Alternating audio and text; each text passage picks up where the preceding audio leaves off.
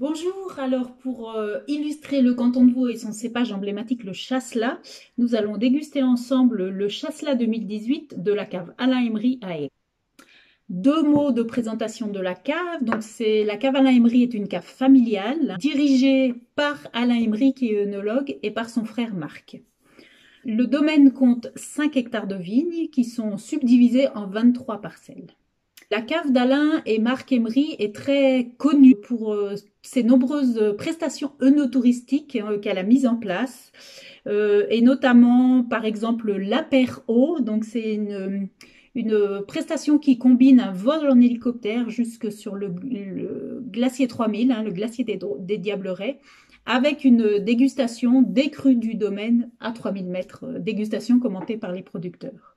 Il présente aussi des apéros dans le vignoble, des journées de découverte des travaux viticoles, des visites combinées du château d'Aigle, qui abrite un musée de la vigne et du vin et de la cave.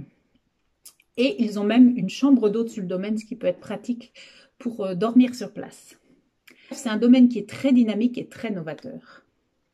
Alors, deux petits mots sur ce chasselas que nous allons déguster. Donc, c'est un chasselas qui a été vinifié en foudre de chêne, dans les vieux foudres de chêne centenaires de la cave. Et puis, ce millésime 2018 étant très solaire, très chaleureux, avec beaucoup de sucre et donc beaucoup d'alcool, Alain Emery a volontairement choisi de ne pas faire la fermentation malolactique, donc la seconde fermentation, la désacidification biologique, pour garder justement toute la fraîcheur de l'acide malique. Donc cette deuxième fermentation, elle intervient après la fermentation alcoolique et elle a pour but de transformer l'acide malique en acide lactique qui est beaucoup moins acide que l'acide malique.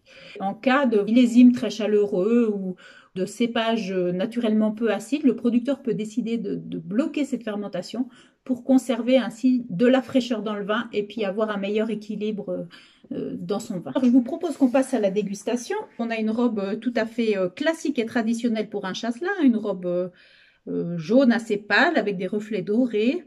Une robe très limpide, éclatante. On peut voir sur les bords du verre, quand on sert, quelques petites bulles, signe d'une présence de carbonique dans la bouteille. Carbonique qui est rajouté en général à la mise en bouteille par le producteur.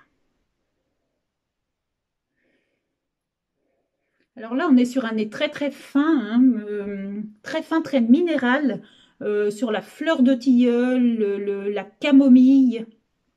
Vraiment des notes très subtiles, fines et subtiles.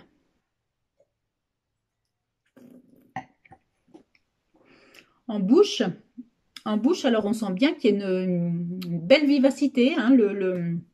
L'acidité est bien présente dès l'attaque, jusqu'à la finale. Finale sur l'amertume est très caractéristique des terroirs d'Aigle. On appelle ça souvent la queue de l'aigle. C'est une amertume donc positive qui prolonge la persistance aromatique du vin en bouche.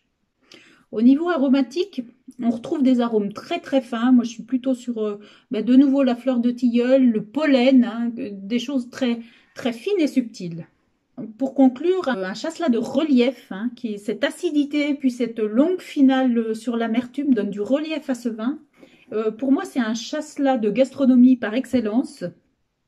Et c'est quelque chose qui irait bien, selon moi, avec des asperges. Déjà, on est en plein dans la saison des asperges là. Avec des filets de perche meunière, le petit côté amande amère comme ça qu'on perçoit en finale. Quelque chose d'un petit peu plus gras, mais un feuilleté au fromage de chèvre. La finesse du fromage de chèvre devrait bien s'accorder avec la finesse et la délicatesse de ce chasselas.